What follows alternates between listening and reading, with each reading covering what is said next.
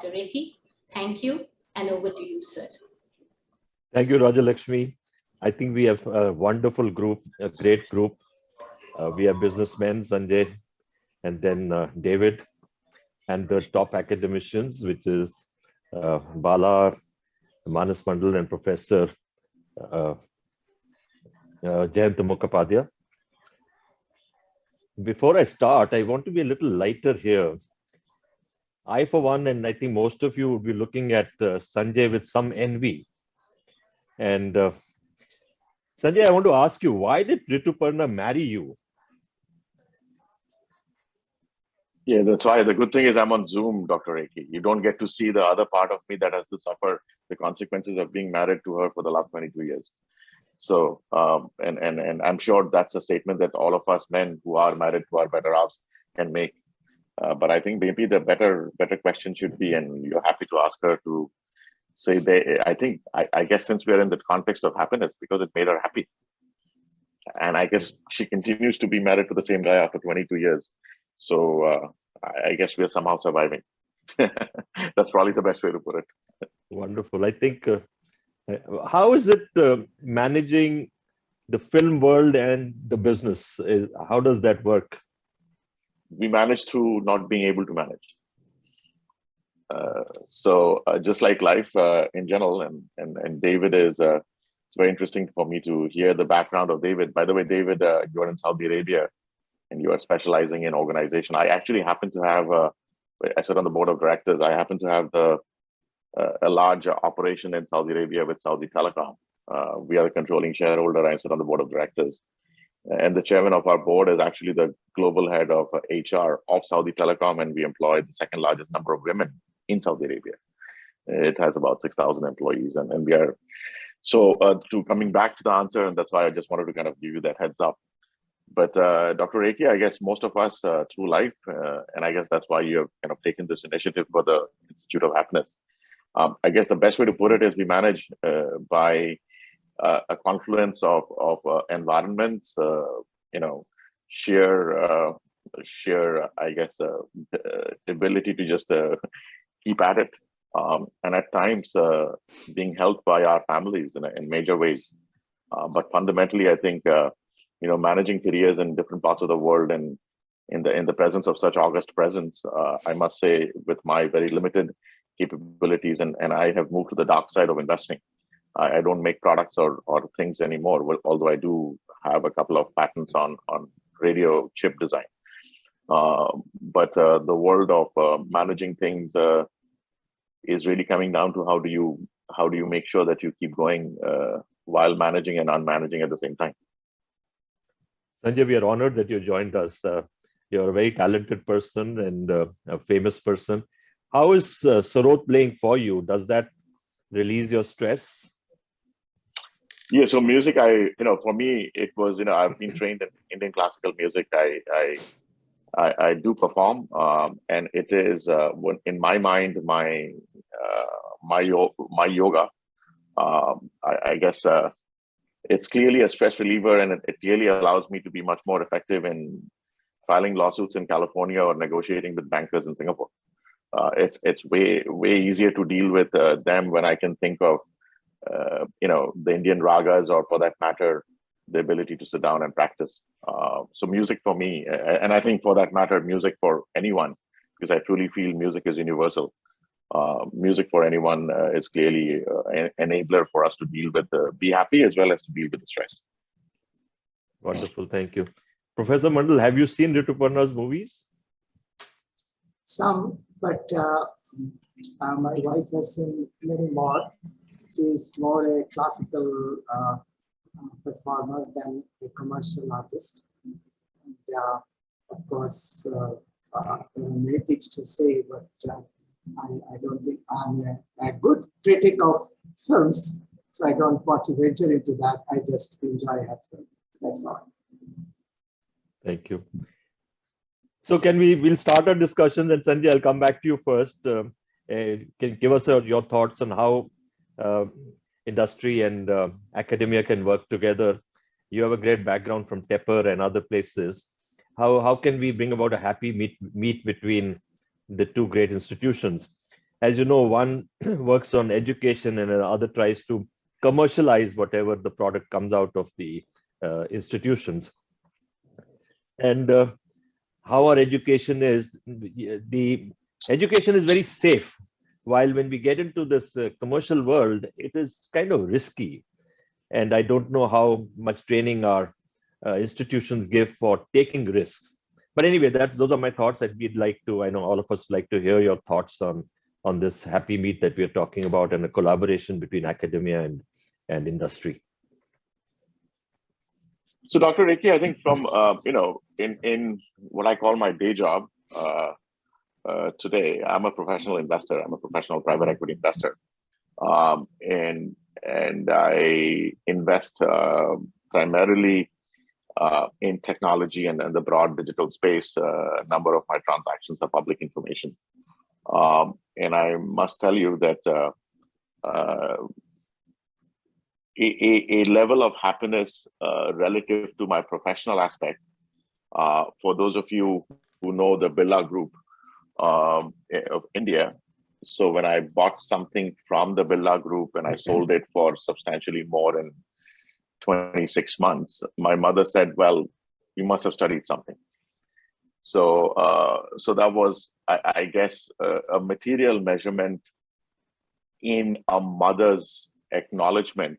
I think is perhaps substantially much more important than the dollars and cents ones make for a living. So we work, I think, fundamentally based on our aspirations, our backgrounds, our wishes, and at times what I would call following the meandering rivers, you suddenly end up at a place where you didn't really think about it. I always thought about becoming a chip designer, but then realized that I could probably buy chip designing companies faster than I could design a chip. So that was the meandering path that led me to being a professional investor. Ultimately, I think it is a question of happiness in my mind, and at least in my practice, ultimately comes down to a question of balance. Balance between work, balance between wanting to have achievements, balance between family life, and balance between what I would call, I think one needs to have another interest, whatever interest that is. In my case, it's daily music. And that's what enables to me to kind of continue in this tightrope and kind of keep going in my journey. Sanjay, you've lived various lives, education, businesses, now investing. Which one was the happier part for you out of all of those, if you look back? It's very difficult. Whenever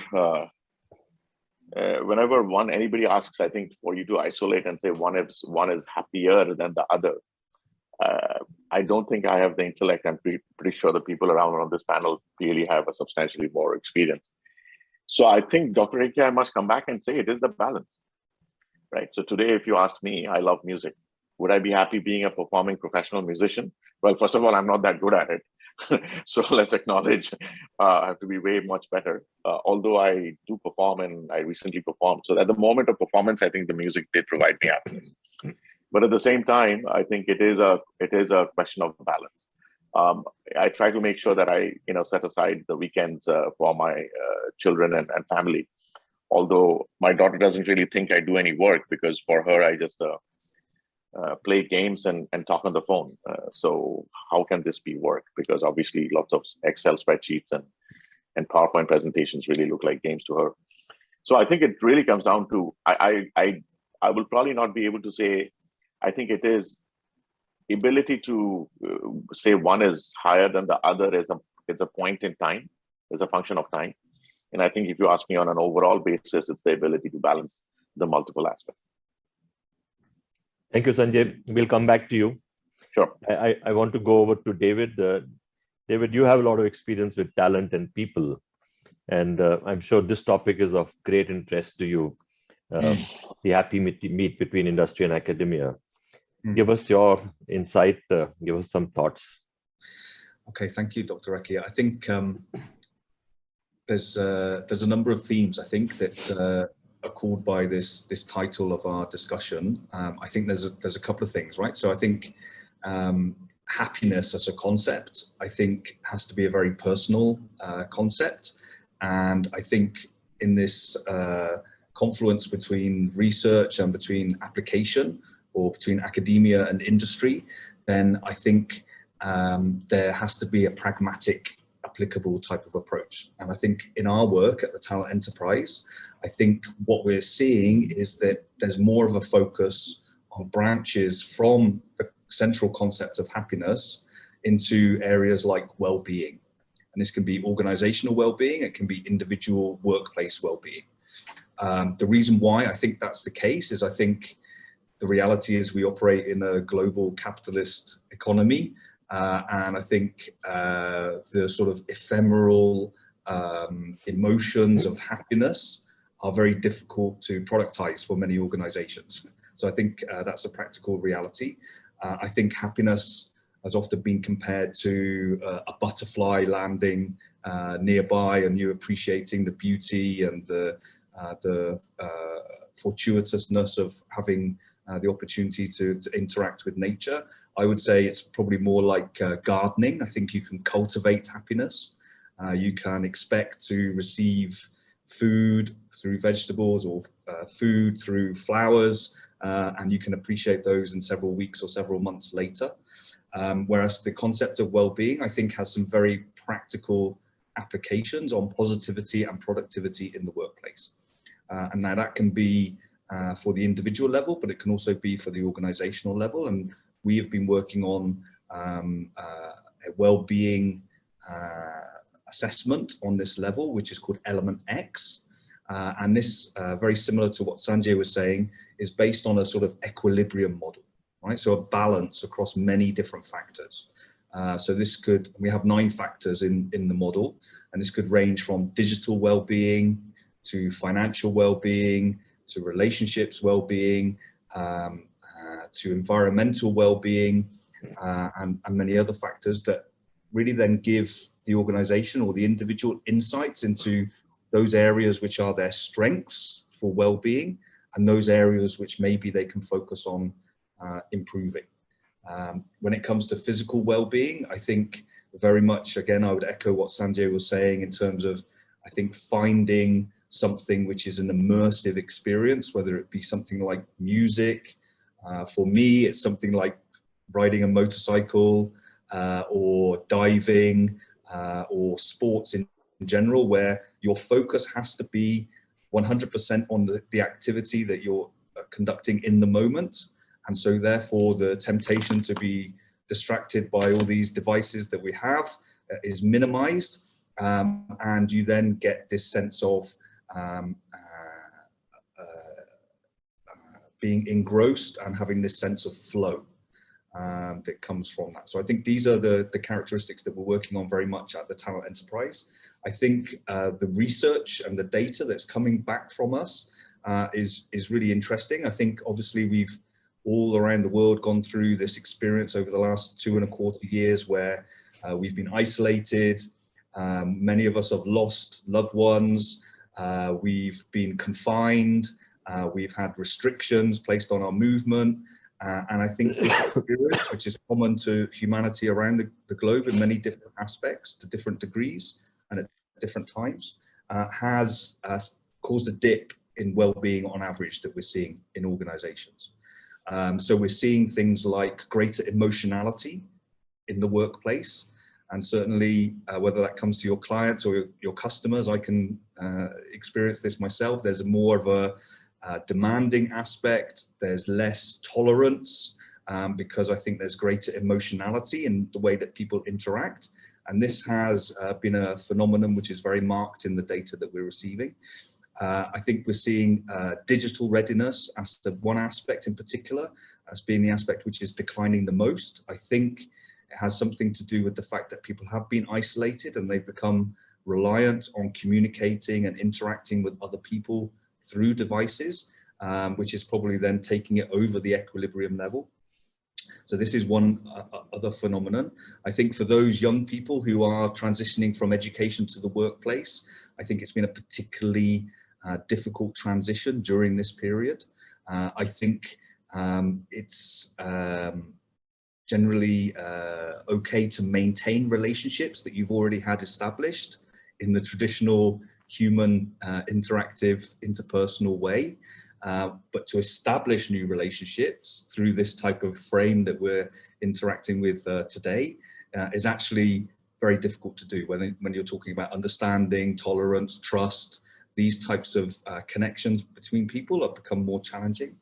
And I think the other aspect that I'm finding very interesting, last year I read a very interesting book, and we're seeing this very much from a lot of the data that we're collecting in our research, is this book, which I'm sure many of you have seen, by Professor Joseph Henrich, called The Weirdest People in the World. So WEIRD is an acronym for Western, educated, industrialized, rich and developed. And it basically, his thesis is saying, look, a lot of social science applications and understanding is based on a lot of the assumptions around people who fit within this cultural parameter. Because whether it was 50 years ago, 40 years ago, these parameters or these assumptions about the way people's psychology or the way that people interact with each other, and this should be questioned, and I think he's questioning it very much. So I think whether it's about, from a Western perspective, saying, look, a lot of that research was done many, many years ago. It may have been relevant to my grandparents, but maybe it's not relevant to my nieces and nephews today. Some of these assumptions, and we're seeing that in terms of people's expectations and behavioral patterns. But certainly when it comes to those areas of the world and those faster growing, developing parts of the world that we operate in at the Talent Enterprise, then I think some of these assumptions have to be questioned. So a lot of the research that we need to do has to be pragmatic, but it also has to be very pertinent to the cultural and sociological situation in which it's going to be applied. So these themes, I think, are the ones that are most interesting within the overall title or concept of this discussion, and I'm really looking forward to hearing from other people and questions and discussion and debate as we go forward. Thank you, David. Thank you for those wonderful thoughts. You talked about flow and the challenges of COVID. Flow, of course, requires that you do what you're good at and what you love doing. Many times we are told by our parents that go and do this study, and we don't even question it, and we land up doing that and not finding out what our passions are, what our strengths are. What are your thoughts on that one? Yeah, no, I think that's a very great thought. And what we see, again, in our work and our research at the Talent Enterprise, is we see this phenomenon called a mid-career or a midlife crisis in many parts of the world, including in India. We see that we have what we call an early mid-career crisis. So what happens typically is when it comes to career guidance, there are lots of stakeholders and lots of influence on how people make choices about the subjects they study and the subsequent careers that they pursue. And if there is not the self-knowledge at the point where this choice is being made, then it can lead to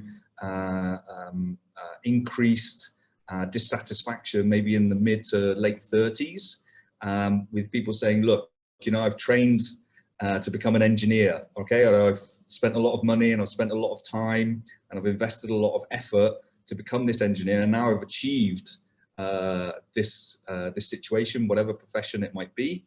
And whilst there's a lot of social respect for that title, the individual experience is, okay, so is this it? And am I expected to continue on this path for the next 30 or 40 years?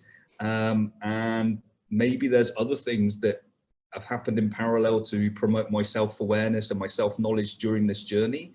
And maybe there's not the sort of 100% match between your individual strengths and the sort of daily challenges and opportunities you get in your career. So one of our missions at the Talent Enterprise is to help to make labour markets more efficient. So a lot of the assessments that we use in career guidance with students, sometimes involving parents and educational institutions and other stakeholders as well, is really to try and improve the information that people have and to improve their self-awareness about their relative strengths and areas of development, and to help them and employers to make better choices so that we have more people placed in positions that are more closely matched to their strengths. Thank you, David. So the midlife crisis or the early midlife crisis, when we reach that and we figure out that this is really not my passion, is it possible to backtrack, or is it just too late in the day? No, it's absolutely possible to backtrack. I think we're all the captains of our own ship of life, right? So we can all navigate the way and the directions that we want to do. We're accountable to ourselves ultimately. But it can be inefficient and it can be expensive because a lot of people have the assumption that there's a traditional sort of career path. So we typically find people would either look for satisfaction in other areas in parallel to their professional life, if they're not getting that satisfaction from their professional life, or they would recognize this and undertake either a second or a third career and to make this switch. But I think because many societies are based on this traditional pattern of life that you sort of, you spend the first third of your life being educated, the middle third working, and the final third sort of being retired or focusing on your family or other types of aspects. I think this pattern is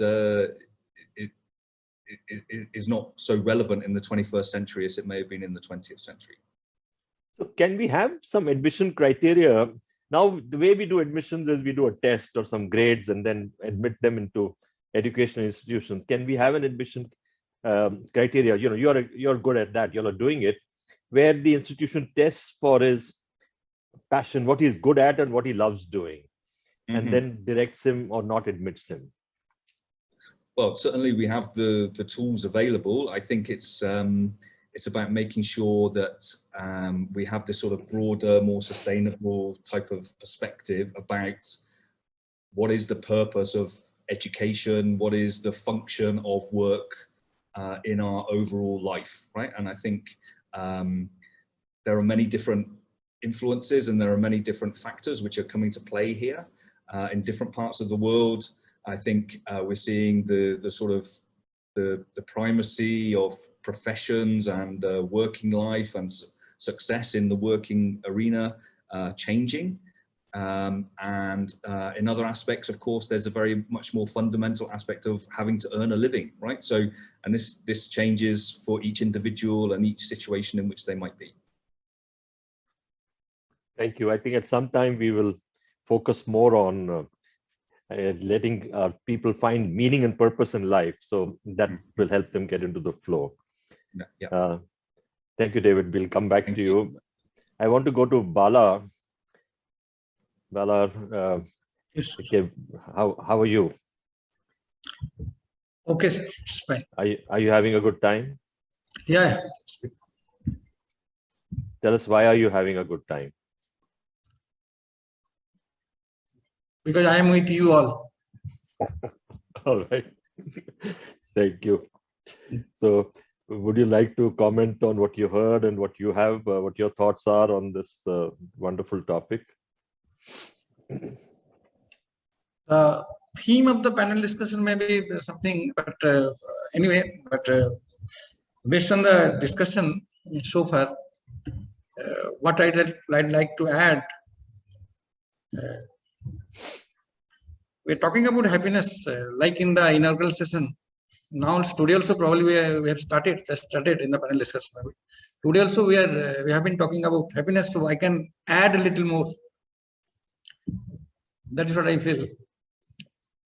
Like say, knowing the very purpose of life, that is what we are talking just now.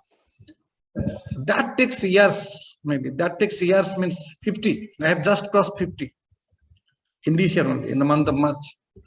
And the basic purpose of probably I have not been able to understand even today. And what gives us happiness, if I concentrate on the topic itself of the conference, theme of the conference, what gives us happiness, probably we fail to realize maybe till 60, 65, sooner is better. someone who learns, who understands this at the age of 25, if not at 25, 35 also, that's good enough. Sooner is better. Now, the situation, it happens like that, like say the profession, we had started talking about the profession. Everyone would like to work in a profession where he's passionate about that, on the passion. But it doesn't happen, particularly in India, it doesn't happen. Someone wants to become an engineer, maybe the society imposes like that, not only the parents. Okay. And finally, the guy finds that probably that is not the appropriate or most suitable profession for him or her. That happens. And the kind of economy we have in India, maybe we don't have maybe so many choices. Today we have little more what we used to have 30 years ago. But still, whatever the choices, the society still plays a big role in choosing the profession. I will not restrict only to the parents, the entire society. And here, coming out of that society, of the impact of society, really it's a big challenge to anybody. And few come out of that and they become entrepreneur. They become social scientists after engineering also. We can see today. Like Dr. Rekhi Sahab is an example. So he's in the industry. He is a technical person, but now he's talking about peace, happiness. Happiness. Okay. So in my mind always that peace is there. And Director IIT Kharagpur, Professor Tiwari was telling that basically developing the inner strength, that is the whole objective. Now, happiness, or maybe there are various factors behind happiness, what I have realized. But what I understand, the most important one is being the part of the community wherever we are. So integrating ourselves in that community, in an organization, like I am in IIM Ranchi, then integrating myself in that community. Even a particular industry in Tata Steel, integrating myself in that industry. Now, that's the biggest thing. Basically, the relationship matters. What I mean to say, the crux is that relationship matters. The relationship which is not self-centered, relationship which is based on the thought that whatever I'll be doing, it is for the community. Definitely, it will cater to my requirements as well. With that belief, if we work, then relationship will be just the outcome. Relationship will be just the outcome. And everything, irrationality in behavior or whatever we speak, that comes out of the sense of insecurity. The sense of insecurity, from that only it stems, all behavioral irrationality stems from there only.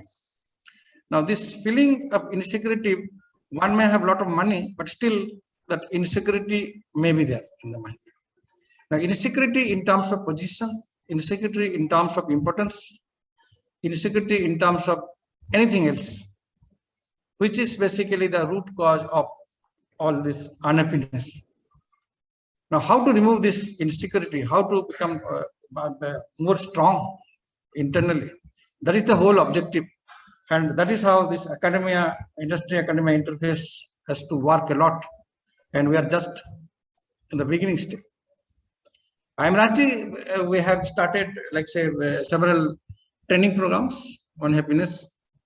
And our focus in Management Institute is basically not only that is on individual, that is on at organizational level also. How we can have that happiness at organizational level, and believing that this happiness in the organization can enhance the productivity and effectiveness. That is the first step.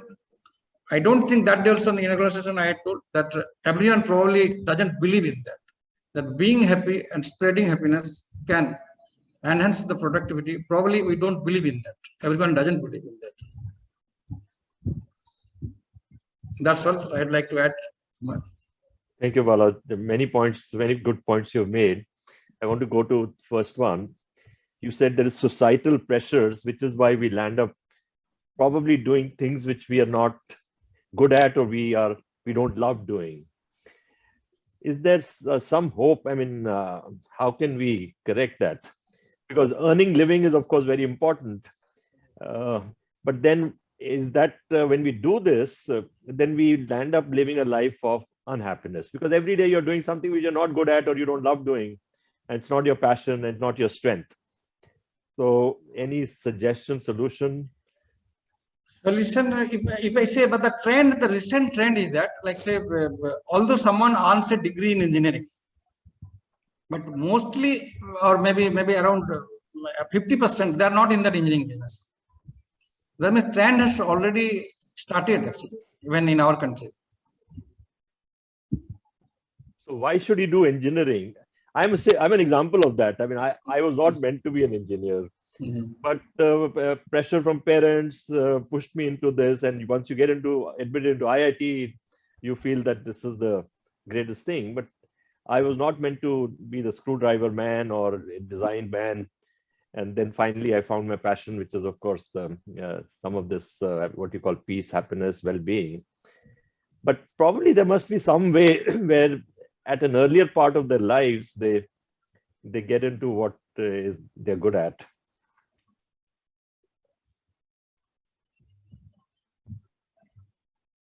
So any solution, that is what you are looking for. Right. You know, the person who talks about a problem must have a solution. That means, yeah, that can happen at educational institutes actually, which is a little bit there in IIT, that I find right from beginning, like say the kind of courses in first year and second year, particularly in second year also we have seen like psychology. I had the course psychology in second year. I did the course in third year in Kharagpur, the Hindi. So everyone's opting for the languages. So I opted for the foreign languages. I opted for Hindi. Although I am not knowing Hindi well, I'm from this state only, but I opted for Hindi. I opted for a course from agricultural department that is, I think, horticulture. That course name was itself horticulture. So little bit these and basic other things are there, like say music, music society, dramatic society, and they're quite active in institutes like IITs. Whereas in other institutes, it's not like that. That's why probably from IITs, most of the engineers, they're not in engineering. Not in the field, at least, I can say. Right. Although I am teaching, I am myself, see, I've been teaching these things, analytics or machine learning, etc. But I'm not in the field actually, right now. So that is what I say, that IIT probably groom like that. To some extent, at least I can say, to some extent, which is not so in other engineering colleges or any other institute. That is what I see. Whatever we have right now at IIT, the kind of opportunities IIT provides, and if same opportunity we can provide in at least maybe some more engineering colleges, then at least for engineering graduates, that will be open. Is it the fact or not? That IITians mostly, after doing engineering, they are not in engineering. They're not. They go into. They're not. Yeah. Some of them manage to getting into the profession of their choice. That happens, but it doesn't happen with everybody, of course. Sanjay is an example. He's an engineer. They're very good mobile technology, telephone. Yeah, but he is in investing. So, Sanjay, any thoughts on this? How we get into one college and then one field? Well, I guess I can give you at least from an empirical point of view, Dr. Rekhi. I did get into mechanical engineering at IIT Kharagpur, but decided to go off to the US. At that time, it seemed more interesting to get a free ride. But perhaps part of the interest was because of the orientation, at least from an educational point of view, in terms of a liberal arts orientation, right? So as you know, in the US education system, everybody has to go through a general studies perspective. So I think that was part of the reason I did not decide to go to IIT Kharagpur and ended up going to undergrad in the US. And at least later on, what I have felt is, ultimately, I think, quite a few things that Bala mentioned, right? I think community is important. I think what I would kind of define, and I don't know, maybe there's some academics around on this panel who can use a much better word, but what I call kind of comfort with yourself, right? The confidence aspect that Bala was talking about. I think the fundamental core of happiness has to start from being able to be comfortable but within yourself, and for whatever is it that you're doing. If it's engineering that you've done or your medicine, I have two parents as doctors, and I've grown up as a child with two parents as very, very well-known doctors. And I had decided a long time ago that there was no way I was going to be a doctor, to the disappointment of my father, I must add. So I think it really comes down to finding the path. I think the engineering education should be really looked at as an enabler, right? It just enables you to, with the building blocks for you to probably build on later on. And for me, that building blocks was the analytical part of your background, rather than necessarily the engineering skills. But it's really what made me more comfortable and where I felt I could be more effective and more passionate about in terms of what I do. Thank you, Sanjay. I agree with you when you said we need to be in peace with ourselves. I also agree that in India, at least, we're using engineering as an enabler because it probably helps our mind analyze better. And back to the peace part of it, and you said you have to be comfortable with yourself. Probably we need to accept ourselves, and that is becoming a challenge. We are probably good to other people, we accept other people, but we are harsh to our own selves and don't accept our own selves, and that's why we don't have peace. Do you agree? Yes, absolutely. I think understanding one's own limitations is part of that, and maybe we are going into aspects of spirituality, which clearly is also an element of happiness. And I use the word spirituality rather than religious. I think the spiritual aspect is to understand what your own limitations are. I mean, I could be extremely passionate about running, but I can assure you that if I ran 24 hours for the rest of my life, there's no way I'm going to become a top-class runner, given the physical limitations that one has at a certain age and at a certain capability.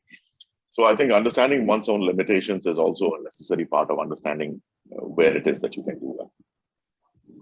Correct, Sanjay. I think Bala is a spiritual person, I could make out. When he was talking about deeper purpose and deeper sense of meaning, when you have a deeper purpose, actually that is spirituality, which doesn't have to be connected with religion. And why are we humans always looking for a purpose? That is, other species are not looking for a meaning and purpose, but we are. Any thoughts, David? Yeah, I think it's a very true observation. I think it can come from many different sources. So I would agree with what Sanjay said. I think there's lots of traditional religious practice, which can be very helpful for some people. I think there is a sort of humanistic approach, which can also be very helpful for other people. I think everybody it has to be a personal journey, right, to find this sense of meaning. And I think there were two things, if I could add very quickly, that I thought was very interesting from the debate as it's developing. I think one is, I think this learning, this journey that we're talking about in terms of formal learning, education, qualifications, career development, but also the informal learning. I think this is, again, an observation that we're seeing, and it's having an impact in our research, but also I think I see this again with my nieces and nephews. I think the way that different generations are now being brought up is very different, certainly to the way that I was brought up.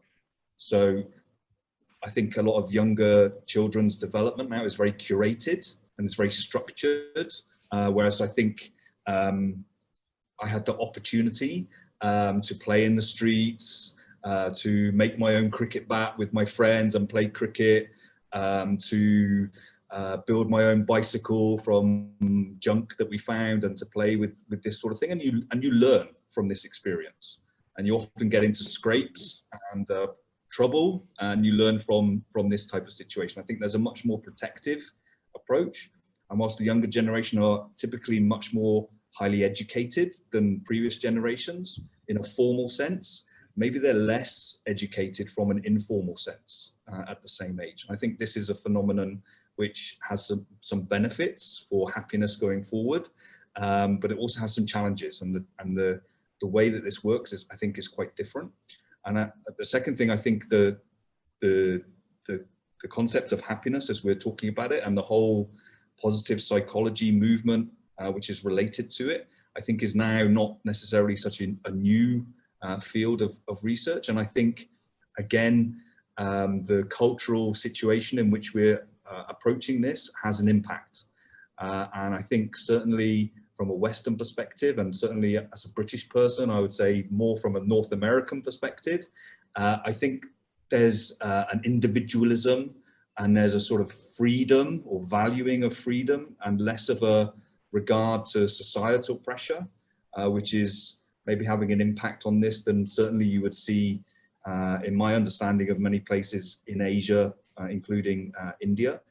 And I think there's also a competitive element to happiness, which is not necessarily always productive, because again, what I see particularly from a North American perspective is if you have this sort of concept of happiness, and happiness is good and you need to be more happy, then it's sort of almost like a competition, just like it is in physical fitness, to be able to say, okay, I'm more beautiful or I'm more fit than the other person.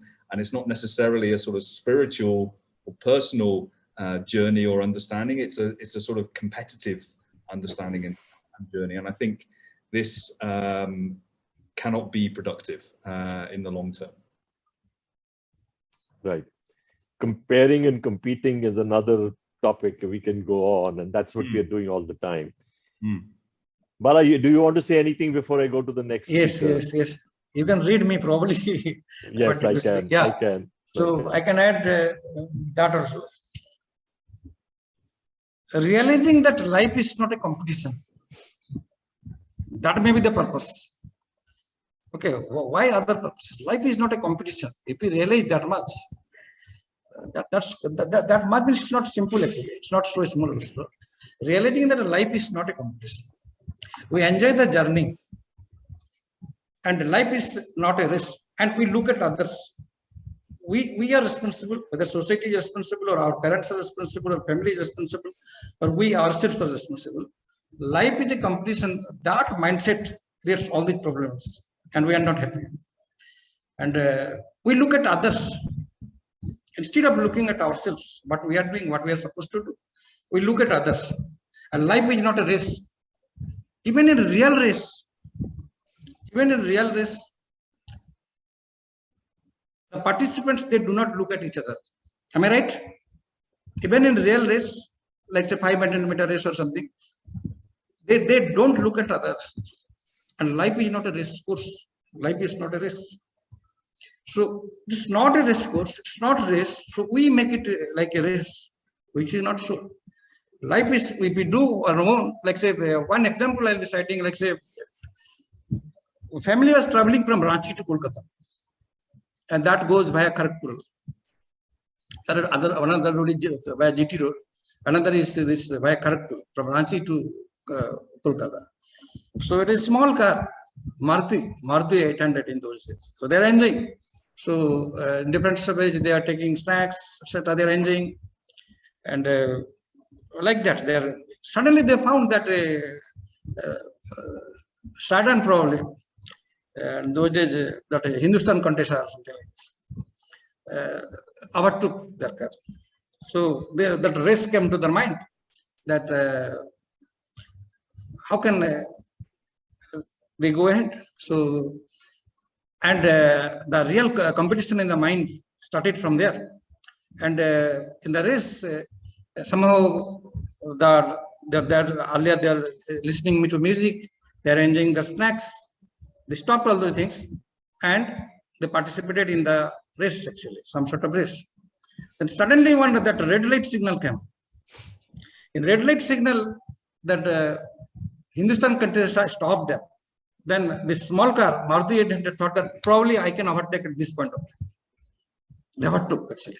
Overtook. Okay, bikes can overtake. And again, after some time, again they were behind, actually. And they reached Kolkata. Like that they reached. So which one is, maybe they reached, it's not that they reached earlier also. Maybe they reached earlier by 15 minutes. Now the life where they are enjoying the snacks, they are listening to music, and journey was like that, and they themselves threw into the competition with a sudden, without understanding their own capacity. This is what makes the life miserable. So life is not a competition. Once you realize this, how big my car is, how big my house is, how good my desks, how does it look? Okay, these are the competitions. If we remove these competitions from our mind, then probably we'll be happy. That's very good, Bala. This is wonderful. But you know, it's still a very big challenge, because I think from childhood, from kidhood, we are comparing. She has a better toy than I have, and it is kind of hardwired into our brain, comparing and competing. But you have pointed out a very important one, that is, if we can get out of this rat race and competition, you will reach your destination happier than if you're competing and trying to reach the destination. Thank you, Bala. I know we are probably distracting ourselves from the topic, but I think all of this is a part of academia and industry alliance. And I'm sure Professor Mandal will bring us back to wherever we are supposed to go. But before we get to Professor Mandal, I want to invite Professor Mukhopadhyay. Would you like to say something here on what David and Bala have said, and whatever your own thoughts are? Sanjay has said very well, or whatever your own thoughts are. Yeah, thank you, Dr. Rekhi. And it was a very engaging discussion. I was enjoying. In fact, to be frank, that when Rajlakshmi invited me, I had that question, that why me? Because I'm not an expert connected to this kind of domain, but still, no, I could not avoid the temptation of accepting it, just to know and also share my thoughts just from the common sense. Just to tell you about that, no, the happiness term itself, what I feel is by itself, it does not make, does not carry much meaning. It has to be in certain context. Already, various panelists and yourself also have mentioned that one way of looking at happiness, of course, is that individually you become happy, but when individual happiness comes, then that question what Professor Bala also mentioned, that society and community, that comes into this part. So naturally, if I look at that, what kind of happiness a person would like to have. Now, one thing what I understand, that enjoying your work is one of the things, that is what I think Professor Bala was indicating, that competition or whatever maybe, but whatever work you do, you are enjoying your work. If you are a gardener, you enjoy your gardening work. If you are an investor, you enjoy the investment work. Yes, there are purposes, and when you have purposes, without purposes, we do not do work. That is the first thing. Though there are a lot of philosophical thoughts about work without attachment, but the understanding and interpretation varies. So work has a purpose, but you may not be attached to your personal agenda, etc., always with that work. So whatever may be, so your understanding or your philosophy driven and your interest, that drives you to that work, whether you are really enjoying it. So that is one question an individual, I think, individual always asks when they do. Every individual asks, everyone has the right to ask. And that, I should say, that is one of the major pillars of happiness. The other part is also enjoying your society. Now, that's a very important parameter. If you live in a society which are full of grievances, that full of problems, and we can see regulars. For example, just let me give you bluntly that you consider the life in Nazi Germany. If you look at those times literature, you see that people are happy. I mean, people have expressed happiness even with the policy what the state has taken. A lot of literature came out, a lot of I should say, cultural musics, etc., composed even in favor of that. Even the common people in Germany, they are misled, but they are happy. In some sense, they might be happy because they are supporting the regime. Many of them are supporters. I do not know whether they are unhappily. I do not think they are supporters. But ultimately, you see that that kind of happiness did not bring the happiness to the world. It makes a lot of us unhappy. And no, finally, we have realized, people of Germany have realized, and that they are one of the most, I think, happiest countries among the world now. So the realization that that what would make you and also the overall humanity, I should say humanity, say community has a communal sense. And in today's India perspective, particularly, it has a lot of implications. And we are suffering for it. But the common humanity, the world humanity and belongingness to that, if you can align yourselves, I should say that should make you more happy, and definitely you would be unhappy on various consequences or various events, but still your philosophy, your involvement, your engagement to that drive, will lead you, and personally or individually you can be happy. So that is my thought, even as a teacher, sharing your worries or sharing, or also trying to understand the worries of my students and trying to understand their aspirations, what they want to do. That is an important part of a teacher. And you can share your happiness with them, and you can also, they can share their happiness with you. And that makes the ecosystem happier. So free interaction, free sharing of thinking, participation of all stakeholders in a particular community in the decision-making process. All those things are indexes for an organization, that how an organization, the belongingness to that organization. That belongingness comes to this process. But if someone is just working and does not belong to that organization, does not enjoy the work, just whatever tasks somehow they have to perform just for their sustenance, they just do it. Naturally, that's an unhappy situation.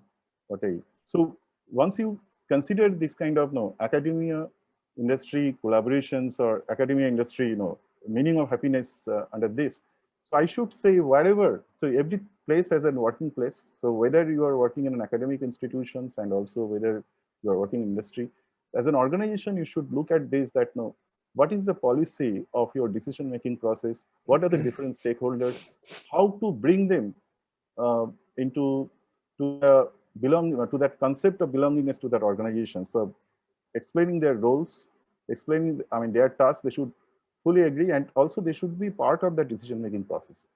That is what I feel that is very important task in this case. So I think with this, just a very few of these words, I can stop here, and I would like to listen to others. Thank you, Professor Mukhopadhyay. I believe you are the right person for this panel, and your thoughts on happiness are very interesting. And I like the one you talked about, belongingness in an organization. Since I have an organization, I found the people who feel a sense of belongingness are ones who feel that they are contributing. They are making an impact. They are doing something which is useful in the organization. I've also found that the employees don't leave you if they are contributing to the organization, and they feel that way. And then the sense of belongingness comes. All very good thoughts. And I like the one you talked about, sharing of happiness. That's the only way happiness is enjoyed, when you share it. When you bring happiness to another person, it's an echo which comes back, I think. Now I want to go to our Professor Mandal. I hope you're comfortable with our discussions, which might have strayed away a little bit. And if you want to bring it back, it's your choice. But let's hear what you have to say. Before that, anybody else wants to comment on whatever we have done so far? Bala or Sanjay or David? This belongingness, I'd like to add just one line because Yes. time also doesn't permit us. No, time permits you. We Yeah. have time for you, Bala. That from my experience, I say, I'll speak here at IIM Ranchi itself. Okay, many people we have, they're contributing a lot. And the sense of belongingness or sense of ownership, that's good, definitely. Sense of ownership, to some extent, it's good. Beyond that, probably it is not good for themselves. It is not good for their health, not good for their emotion. Because organization, I'm not, yes, I'm part of the organization, I'm contributing. But as long as organization also takes care of me, if organization doesn't take care of me, then I'm not the person of organization. मैं तो खुदा का बंदा हूँ. That should be the spirit. Why restrict myself to that particular organization? That is what you have done, sir. Many people amongst us, we have done that. You have done. I am not part of this organization. Yes, I am part of the organization. I am contributing as long as the organization also takes care of my interests, my growth, my satisfaction. मैं तो खुदा का बंदा हूँ. मैं तो भगवान का, अल्लाह का बंदा हूँ. That should be the spirit. Right. That is my understanding. I agree with you, Bala. I think we are all humans. I mean, if I contribute and I don't see a response, then obviously I have to find someone else. But hopefully, if I'm contributing, the employer will see that and also respond properly. That doesn't happen always. Then better to change the job. Then probably yes, there's another place where you'll be valued more. Right. Here I'm contributing, but whatever I'm contributing must be valued. If that is not valued, then I have to look for something else. Good, Bala. Before Manas, before we get to you, I have a feeling Sanjay and David might like to say something. Yeah, I would just kind of, Dr. Rekhi, coming back to, as I'm listening to the panelists and we have, the institutions around the table. And my apologies to be thinking like an investor, but that's what I've been trained to do. But part of this, with this thinking actually kind of creates, what are the connecting ligaments that we bring from the context of happiness and the academic research that's being done under the auspices of the institution that you have set up with the support of IIT Kharagpur, relative to, shall I say, brass tacks in terms of managing companies, managing organizations, managing. So today, if you look at it, I mean, things that worry me, and I sit on the board of directors of 7 companies today, and I watch things like attrition. Dr. Rekhi, I'm well aware in the industry that both you and I are in, indirectly and directly. We have significant issues in terms of retaining people, retaining talent. David, and I'm sure you're doing a lot of work in terms of talent acquisition, talent recognition, and so on. So today, we obviously teach finance as a subject. Today, we are teaching HR as a subject. And today, in terms of functional things, typical board deck, I have various functional areas reporting. But I think the next stage of this really is taking us to saying you almost need a chief happiness officer, right? Where it consists of a combination of ligaments that ties things together. And that can be measured and that can be implemented and that can be executed, perhaps in ways that today I am unable to comprehend. And that's where the academic aspect really comes in. And I will be very happy to take some of these ideas and get it implemented in some of our organizations. And perhaps we can take the direction of the conversation in that area. Absolutely, Sanjay. We need to have a chief happiness officer, and the CEO can be also the chief emotions officer. Sure. So, because we value people's emotions and we value what they have. So, David, I know you want to say something. Yes, I don't want to say too much because I don't want to delay the rest of the speakers, but I think there's 2 things in particular which I found really interesting in the discussion as we just had it the last few minutes. I think, first of all, we shouldn't forget that a lot of the assumptions, a lot of the practices that we pursue within the modern workplace, however we want to say that, are created by us. Okay, so a lot of them have been borrowed from the military. A lot of them have been implemented post-Second World War, post-independence in India. We talk about line manager, right? This concept comes directly from the military, right? And so human beings have earned a living and have conducted work in the more generic sense since time has begun, right? And we continue to earn a living, but we don't necessarily have to be slaves to this concept of best practice, right? That we need this organogram and we need job descriptions and we need competencies and we need this approach to stuff, right? And I think work design and the structure of our work is up to us, and we can improve the way that we design work, or we can question the way that we've created work in order to try and improve it. So just like other aspects that impact our happiness, like social media, like the way that we design our cities, the way that we impact our environment, there is an influence or a control around the human design that we've implicated in the way that we design our work and job descriptions, and we craft jobs, etc. So this is something which we should not forget, and we shouldn't feel that this is a fixed phenomenon. Secondly, very quickly, I think our work from engagement, from well-being in the workplace is very much, again, based on this concept of equilibrium, or based on this concept of balance, which I think has been a theme in our discussion so far. So on the two extremes, the two problems in the workplace are burnout and boredom, okay, where you have too much meaningful work and too little meaningful work.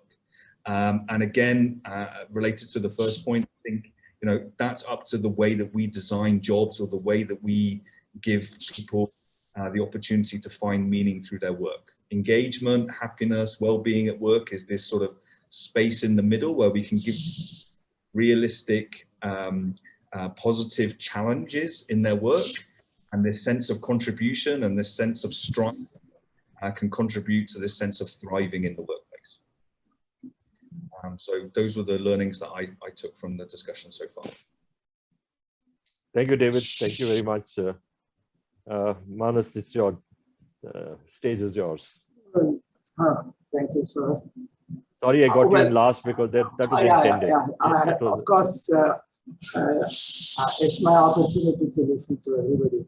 But throughout this 1 hour discussions, we got more questions rather than having more answers.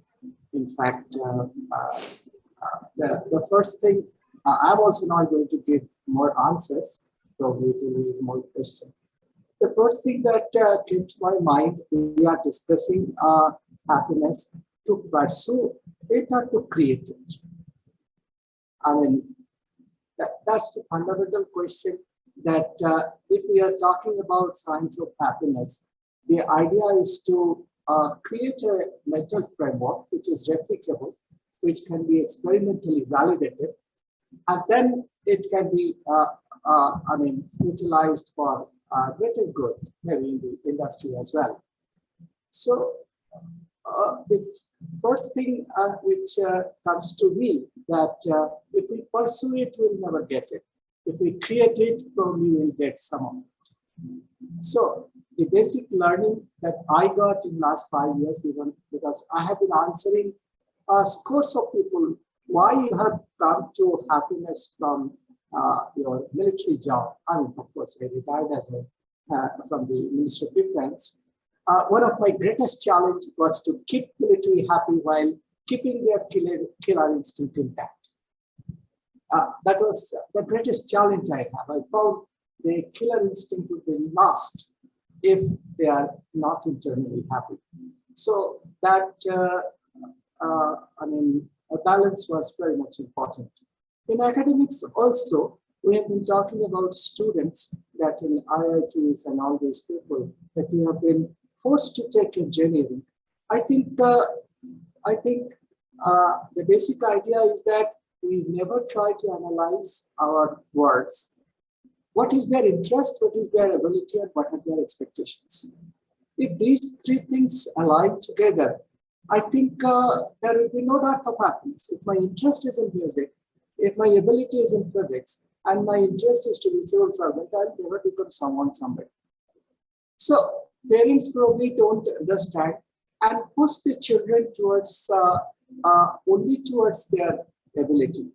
Parents also believe that if I'm getting good marks in physics, chemistry, maths, probably I'll be very good in engineering. They don't realize that we are pushing them towards a comfort zone. And in comfort zone, everything is fine, but nothing grows there. And as a result of which, most of our students suffer from a problem, we call it hypothetical apprehension of hypothetical missed opportunity. I mean, in colloquial term, we call it FOMO, fear of missing opportunity. Nobody even tells them that there is nothing that you have missed. I mean, what Sanjay has mentioned greatly, that the degree in IIT actually makes us a great, I mean, it's enough. I mean, we learn how to join things. And through that process, we can flourish many ways. That's why our IIT is a transdisciplinary IIT. It's a translational IIT, where we try to bring out something which people can actually happily carry forward. So my first observation is that if we learn how to create happiness, we do not have to pursue it. That's my first observation. And industry must get this input from scientific community that how I can replicate it, because it's a mental framework. Last century, we had a framework of stress management. It's a deficiency model. This century, we have a framework of efficiency model. That is, well, we can be happy while our stress coexists. Therefore, I would not suggest anybody to be happy all the time, because he would be complacent. He would avoid having stresses. I would rather tell them, instead of being happy, try to manage your mood. Mood management is a much better learning than exclusively to, I mean, if we believe that happiness is the only goal, what will happen to our sadness, fear, anger, surprise, disgust? These are colors of life. And we need to fill those colors of life. Therefore, the idea of happiness should remain a choice, not a compulsion. We should try to create happiness even if we are not happy. A lot of people say that if you are not happy, how you can create happiness? But there are evidence in this country. People are never happy. They never had affluence, but they had the autonomy of giving happiness to others. Therefore, they always appreciate happiness. So the idea of having appreciation, autonomy, and affluence, these are jargons. The basic idea is that I may be having everything. Yesterday, we had a long discussion with the police commissioner, joint commissioner of police on this subject. But they said that we do not get enough physical support. How can people be happy? The question is whether physical support will give us happy, or my love for the work will give me happiness. So my love for happiness will give me happiness. And literature also says that if you are happy, our people will also be very loyal to the organization. My question is, if we are loyal to the organization, will I be moral to the organization as well? Do I need a loyal person or a moral person? So these controversies will raise more questions. The fundamental point that I wanted to mention here is that happiness is a mental framework.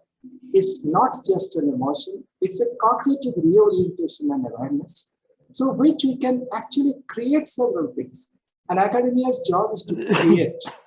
And this creation is nothing but an imaginative process. The problem with academia is that the creation does not lead to innovation. Innovation is a productive process. So industry needs productions. Now, innovation is not possible without creation. But if people are only innovative, that's not probably the case. If people are only creative, probably will never translate creation into innovation. So our problem is finding solution through academia, getting it translated, that is translation, having production for that item or tool that I want to make, and finally get into some kind of integration. So happiness is a filter through which our solutions will find translation. It's a process through which actually get a perfect marriage between creativity and innovation. Creativity is simply an imaginative process. A lot of people like to be creative, but a lot of us are creative too. But do we also innovate in the process? We fail to do that because we are not trained to do that. What David was mentioning about having a good choice. Now, choice, nobody tells us what is the best choice, what is a good choice, what is the right choice. And nobody even teaches us how to have a choice. The problem is that is our educational framework where it is more of a faculty-oriented teaching curriculum, not a student-oriented teaching curriculum. We are talking about happiness in the workforce. Do we understand the mindset of the millennials or the Zoomers who are into the workforce? As long as we do not understand them, probably will not get into their happiness domain as well. The issue would be complicated because more and more industries are getting automation and autonomy induced work framework. Now, under that framework, we have started loving machines more as compared to human beings. I mean, the other day I had gone to tech market, in our tech market. There was a person who sells electric bulbs. So she was saying that, sir, don't purchase a LED bulb, it costs your eyes. I said, people have been seeing mobile phone every day. So he says, sir, people can sacrifice their eyes, but not their mobile phone. So you can understand the kind of love we have developed with the machines. Happiness will only help us to have a connection. I'll say a reconnecting with the human beings, which I often call it as betweenness. That betweenness is possible. And finally, my final thought here is that post-pandemic, our situation has also changed. I mean, drastically changed. That point I was also yesterday trying to mention that earlier, if my workplace is unhappy, it used to affect our families. But today, post-pandemic, what has happened, we have experienced so much of proximity stress, so much of belongingness barrier, so much of compassion fatigue. It is affecting our happy workspace. So the flow has reversed actually. Therefore, we also need to understand holistically, not only the workplace, not only the family, how to create a perfect balance. It's not possible. Perfect balance, even if we don't make it by ourselves, we have a psycho-biological social set point. We'll reach it to that. But there is a mechanism through which we can actually find that balance. It requires only awareness. It requires only the freedom to think. We are not allowed to think freely. We are allowed more to see rather than more to feel. That feeling component, the imagination process will make us the reflective way of doing things has derived more pleasure for all of us. Those who are working, they also find difficulty in balance of duty, family, career. How to prioritize if you don't understand how to prioritize it? I mean, if you ask me, since I'm old in that sense, if my family asks, I always say my family is first. If I'm in the office, I say my duty is my first priority. And if I'm alone, I say my career is my first priority. The question is, the context changes, the context changes, the intent changes. That interplay of changes, we believe that we can flexibly maintain it and it can reflect in our action. It doesn't reflect in our action. The way we think, the way we do, there is a lot of difference. So strengthening our mindset is more important. The kind of explanation I've been trying to give for the last 5 years amongst our students, they are very intelligent students, that why happiness? And the answer is that it's just not an emotion which you should nurture. It should open up your mental aperture. It should give you a cognitive reorientation. It should give you the freedom to think You should not have a vertical thought process in your ideas. You should be able to flourish with paired, I mean, what Sanjay has been mentioning. Pardon me because I'm taking advantage of my age only.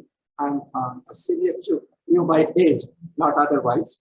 I mean, the idea is that if we can create such an ambience for our students and also with the industry, there will be a perfect marriage between academia and industry, which we really are looking for.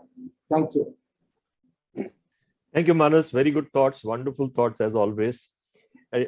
You always talk about innovation and creativity. I've heard this before also, and which is very important. Are you finding that in education, in institutions, we are helping our students become creative and they're helping students to develop courage? Because both are needed to do innovation. What is your thoughts on that one? I think the purpose of formal education is to destroy creativity. That's, I mean, that's not all for the bad reasons. It gives us a framework. It doesn't allow us to think the way we want to.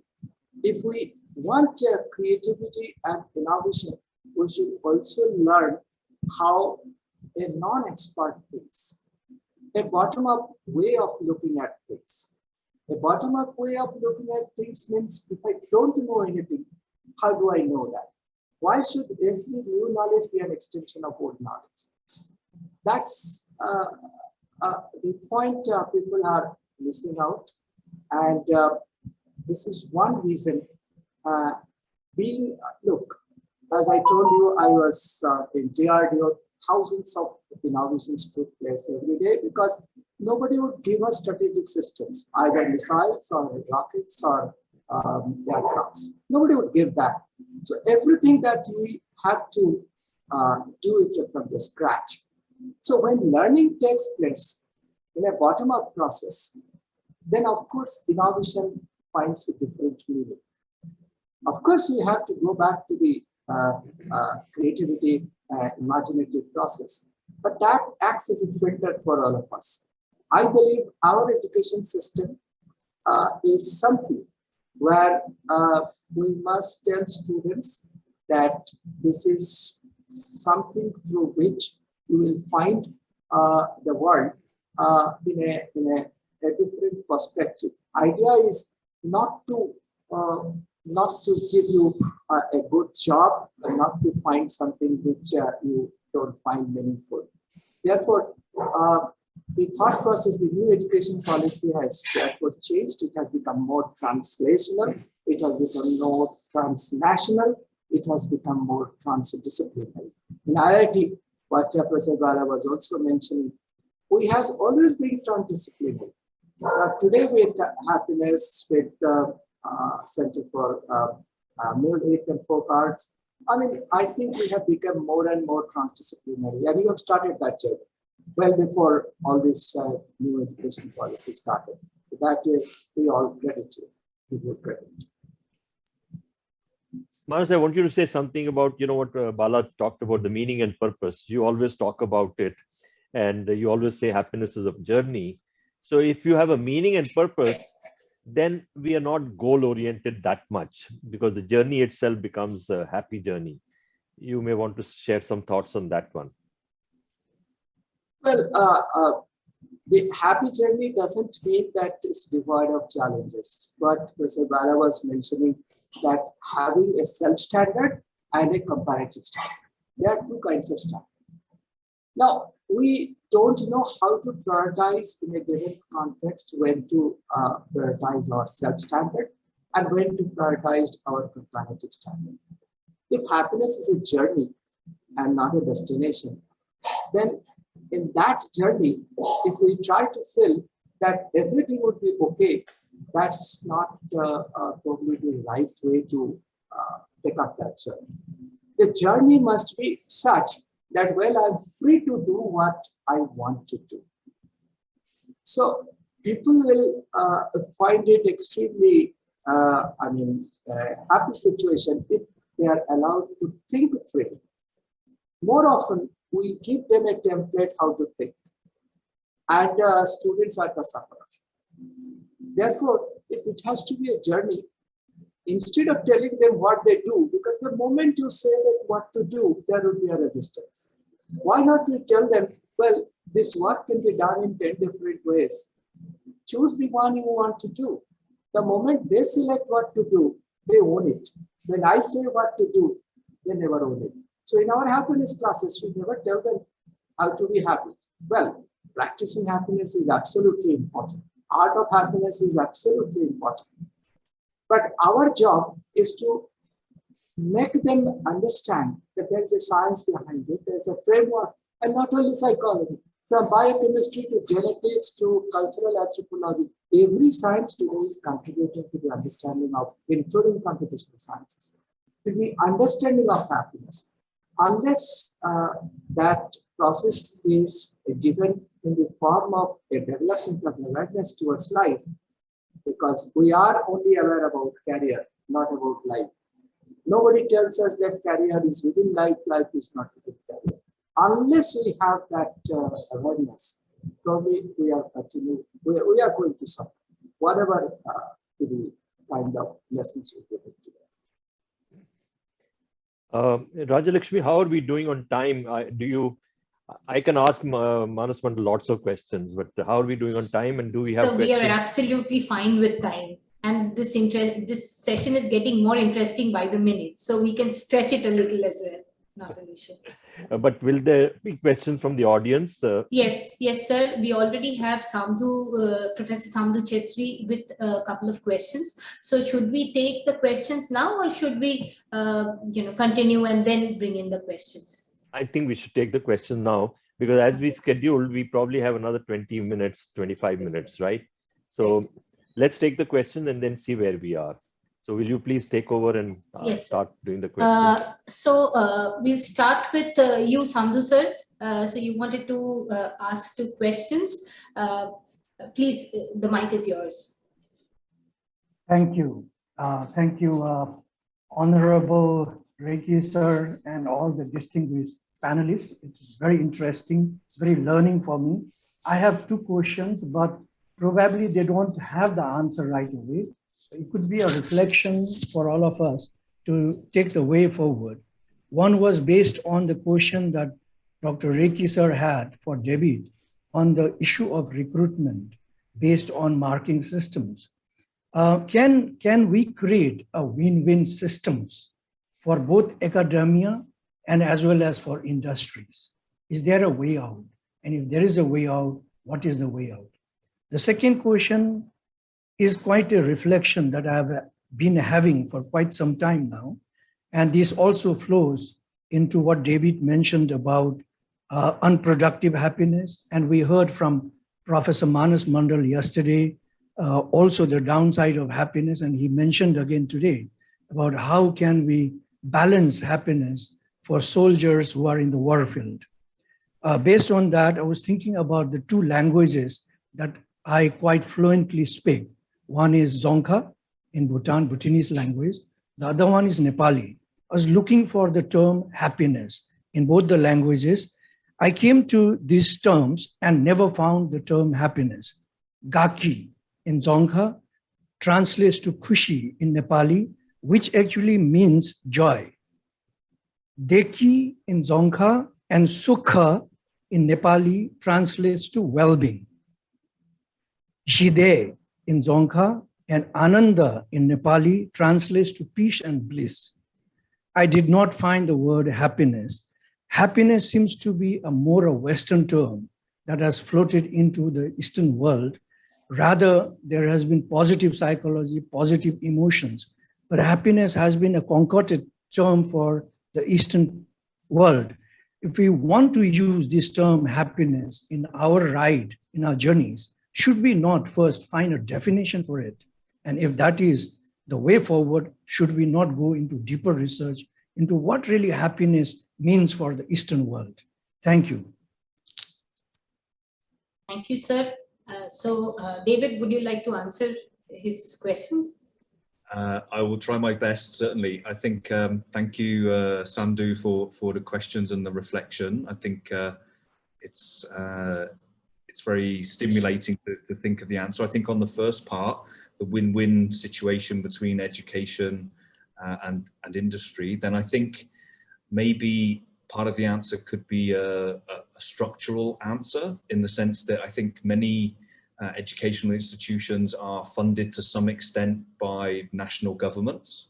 And so if national governments are interested in the long-term impact of education, not just on the overall sort of job placement and technical measures of productivity, but also on sort of broader social measures, then maybe this could be part of the conditionality of the funding that they provide, right? So there's a very clear long-term type of measure which says, okay, we want to fund you, we want to fund education, and it's not just about finding job placement or finding sort of the numbers of people who are passing exams or successfully completing the course of study. It actually has a broader, more sort of life enhancing aspect as well, and the measures or the recognition should be broader to accommodate that. Maybe that's part of the answer, but I certainly don't have the answer, as you rightly suggested. And I think you're right when it comes to the concept of happiness. I think the more familiar you get with the field, this is certainly my experience, the more dissatisfied you get with the word happiness as a means to describe it. And I think each of us, from our own languages and from our own situation and from our own experience, probably have better words or better concepts to describe our own personal experience of joy, well-being, happiness, however we want to describe it.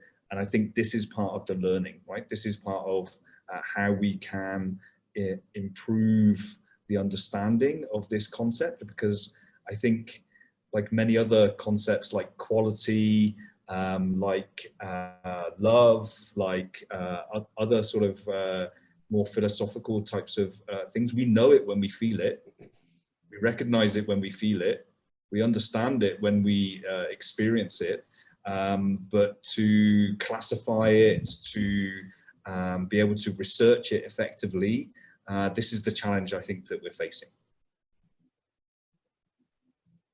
Thank you, David. Professor Bala, would you like to add to this?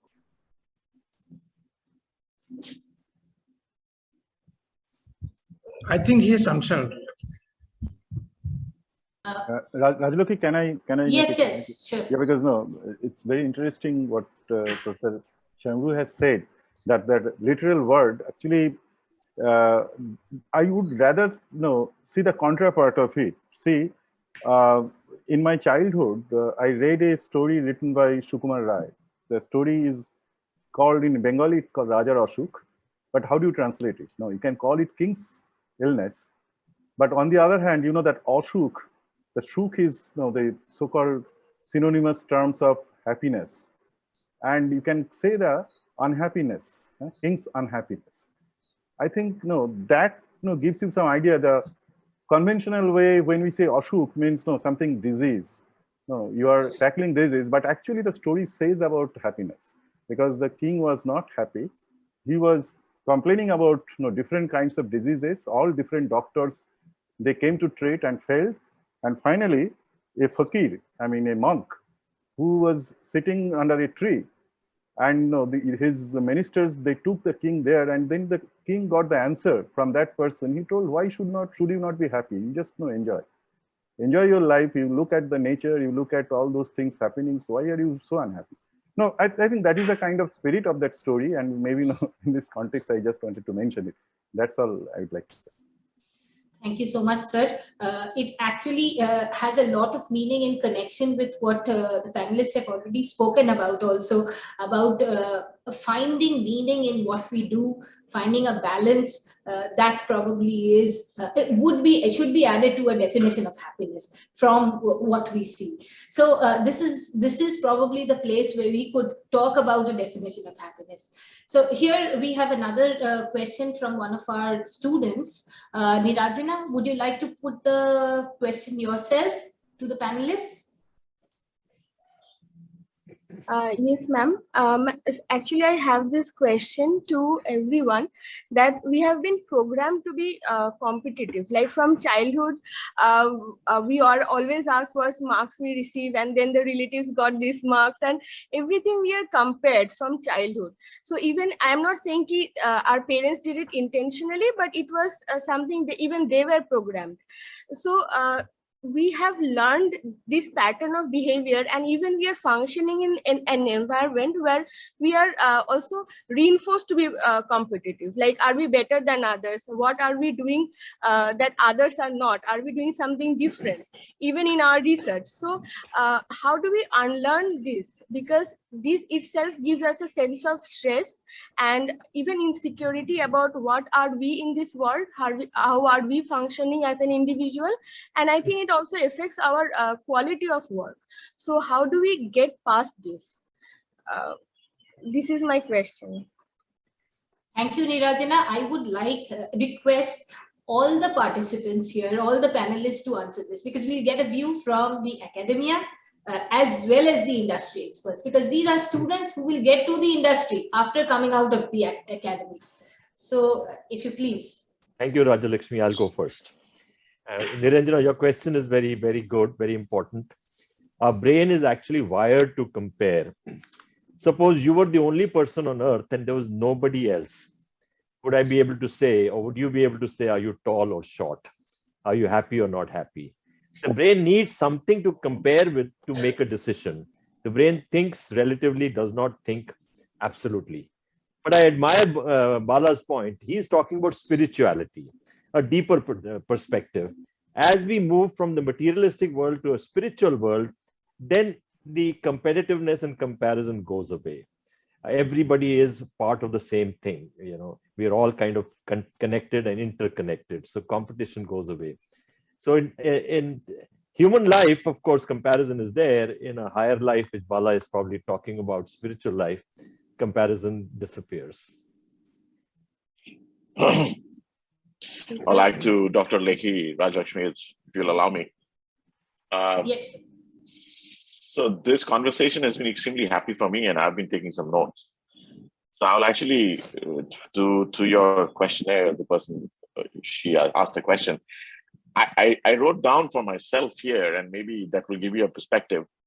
I think nature kind of has taught us to compete, right? I mean, that's, I guess, an animal instinct almost. But I took a little bit of inspiration from Bala, and I wrote for myself, compete but not race.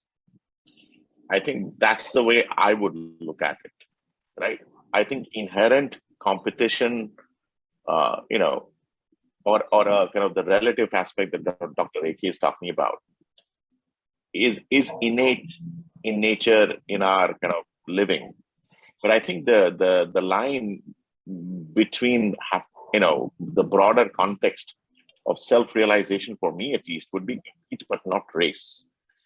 And in that spirituality, it is probably for me, if I could get there, I'm clearly not there, but it would be to compete with myself,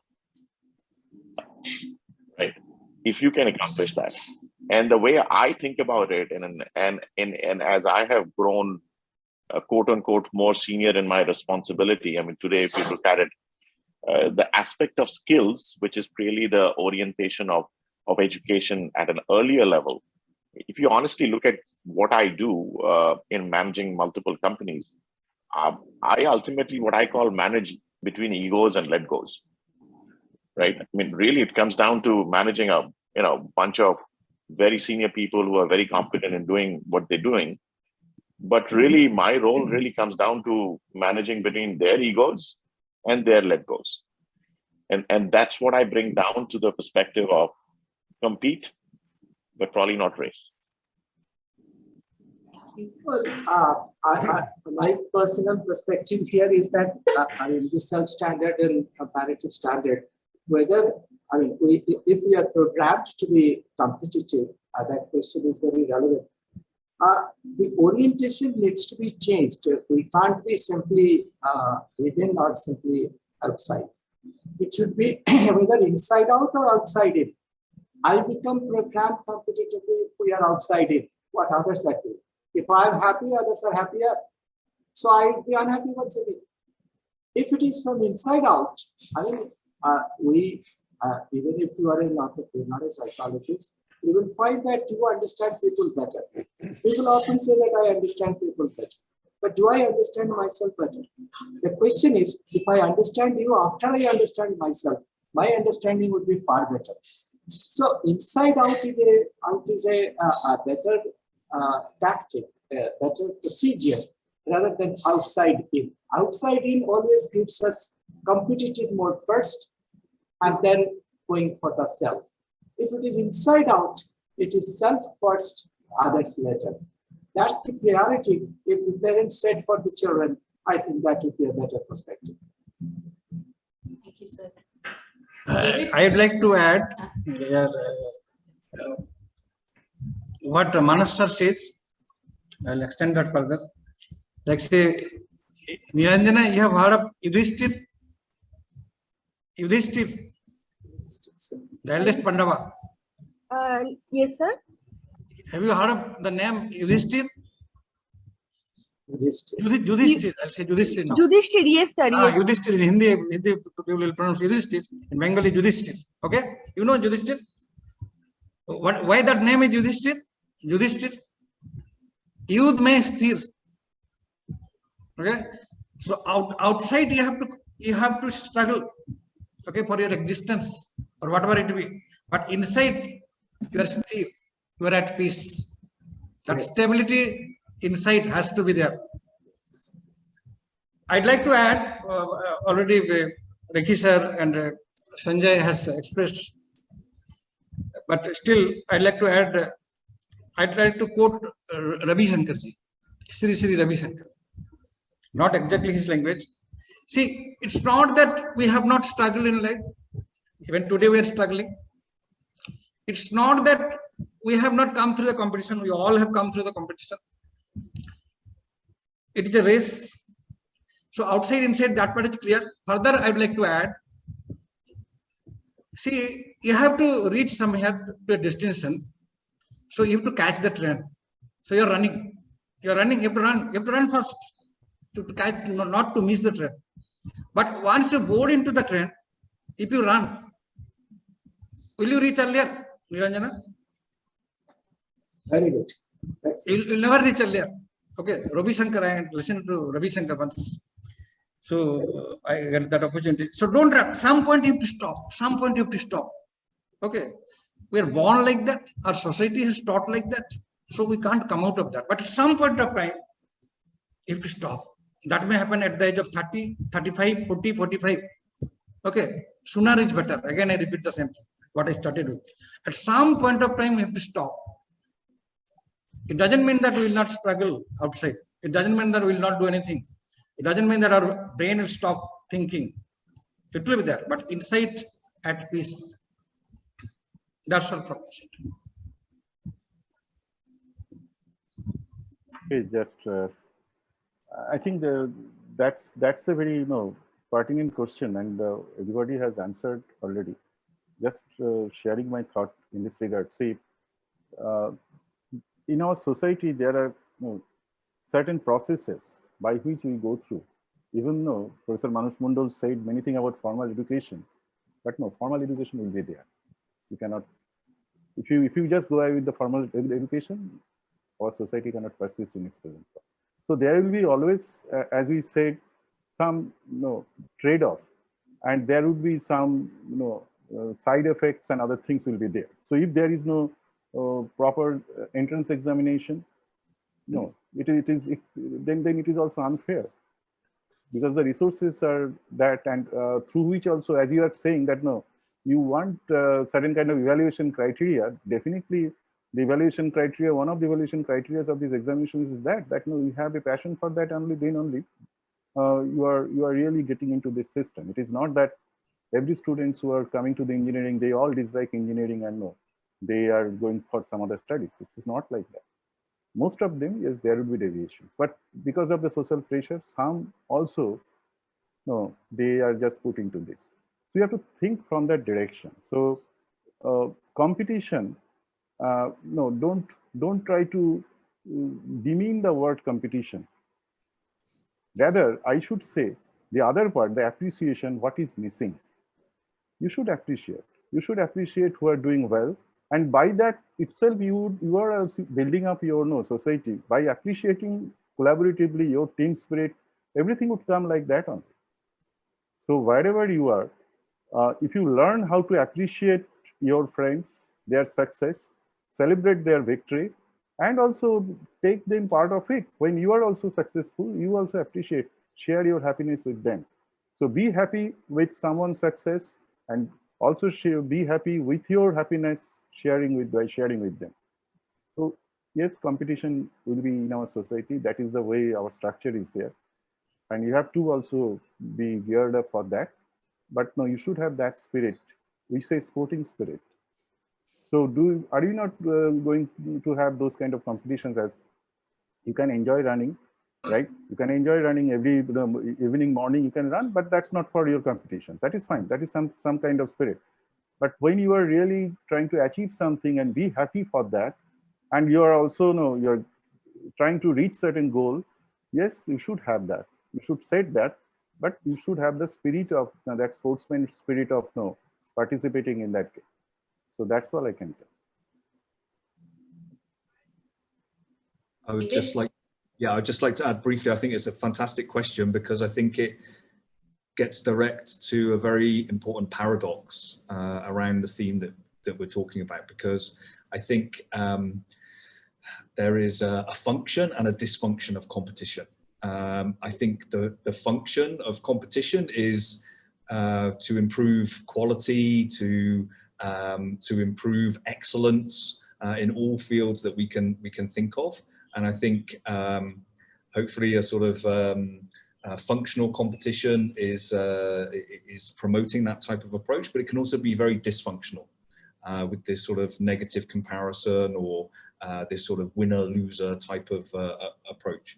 I think from an economics perspective, that's my academic background.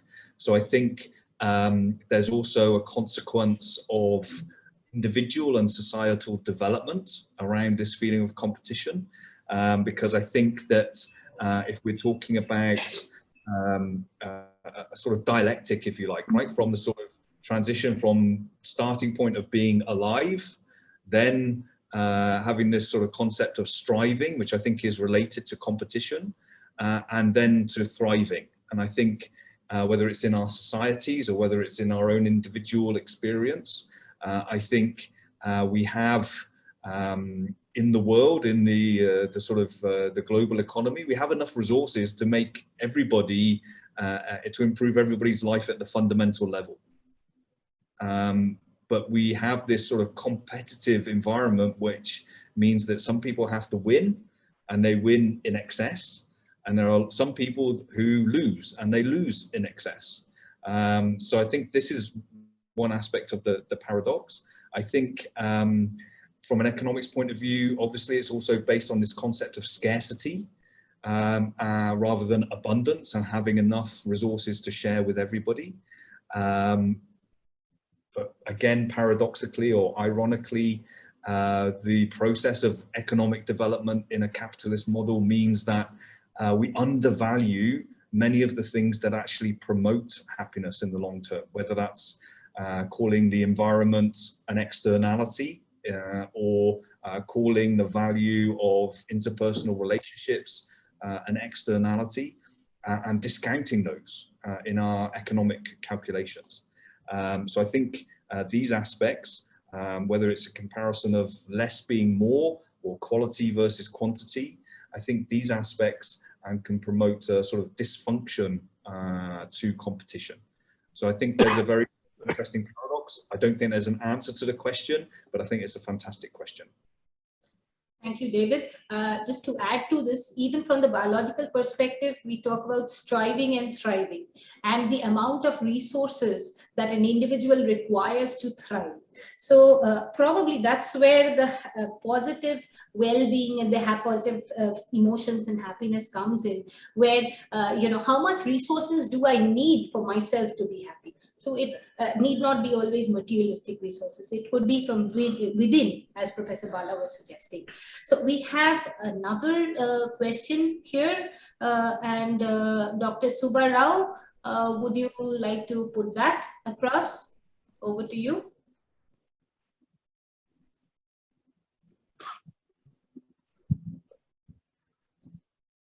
Good morning.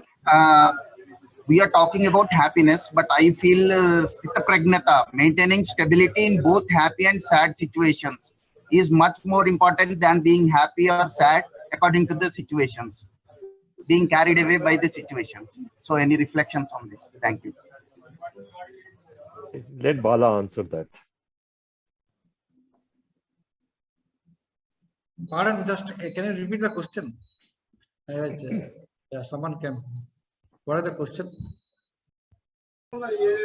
Sir, we are talking about happiness, but what I feel is sthita pragnata, maintaining stability in both sad and happy situations, is much more important than being happy or sad. That is just like being carried away by the situations. Okay. Very good. Very good question. I've got it. Although categorically it is not mentioned, okay, what you say, but that's the implied meaning. Categorically, we have not mentioned, okay, that managing, that means accepting sorrow and enjoying happiness, both, they are the basically two sides of the same coin. Although categorically we have not explained or we have not interpreted like that, but that's the meaning actually.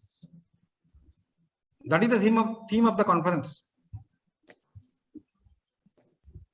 I agree with fully what you say. I also agree with that because that's my fundamental thesis also, that we require all kinds of emotions, and happiness comes when we can maintain stability in our emotions of sadness, anger, fear, disgust, surprise. Every emotion adds color to our life. If we can remain stable across all these emotions instead of trying to dichotomize it as positive or negative, I think that will give us the balance, and that will give us not only the happiness, the bliss in a superlative form. That's my view. Thank you, sir. I have just one more question. Mr. Sanjay Chakrabarty says that he'll have to drop out because of another call. I would like to thank him before he leaves. Thank you, sir, for making this panel discussion so enjoyable and interesting. We would definitely get back to you with your inputs and a multiple number of questions. I'm sure a lot of students, including many of our faculties, would like to ask you a couple of questions. So, pleasure. Sir, thank you so much. Thanks, Dr. Rekhi. Thanks for everyone. Pleasure. Bye-bye. Thank you, everybody. Thank you. Thank you. Sir, I have a question, if I may put it across. I'm asking you, asking the chair. Oh, you're asking me, okay. Yes. I thought you were closing the whole session. Go ahead. No, sir, he wanted to leave. I just, probably there'll be another one or two questions, so that's it. So, sir, there is just, we have industry experts here, we have the academia here, and our students. This is actually a question from the students. I'm representing the students here. The students study happiness, they study well-being from a research perspective, from outreach perspective in an academic setting. But, and yes, with certain ventures into the industry, but very rarely and very occasional through internships. What are the kinds of things that the industry would require or where we could chip in to make this better collaboration? So what are the things that you feel that, academia could contribute to, adding on inputs to studying well-being, studying happiness, and helping out in the industry. So I would ask everybody here to answer this question, so including the academicians. And we'll start with you, Rekhi sir. For one, I mentioned before also, when I hire a fresher, I want the fresher to come with new ideas into the organization. And then I want him to have curiosity to ask, question things, question the status quo. I also want him to be creative. Creative, of course, is when he asks questions, he'll come up and challenges the status quo, he'll be creative. And I want him to have courage, because I'm noticing even in our meetings, when we put the freshers there, they will not ask questions. They will go along with the flow. I want them to challenge what the practices are in the organization and bring in new ideas. So these soft skills, apart from the other skills that they bring along, is what I value a lot. Thank you, sir. So this is probably an area where we could work on about how to, create creativity, or whether it can actually be created for that matter. So enhance it. Sir, David, I believe, again, has to leave.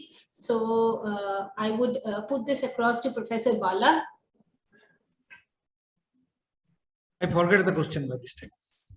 So I was just saying that if it is because this is an interaction between the academia and industry, okay, what are the things that from the research perspective our students could help out with to add on, to chip on to the industry? Because the students here, they get a perspective from an academic institute and occasional stints in the industry.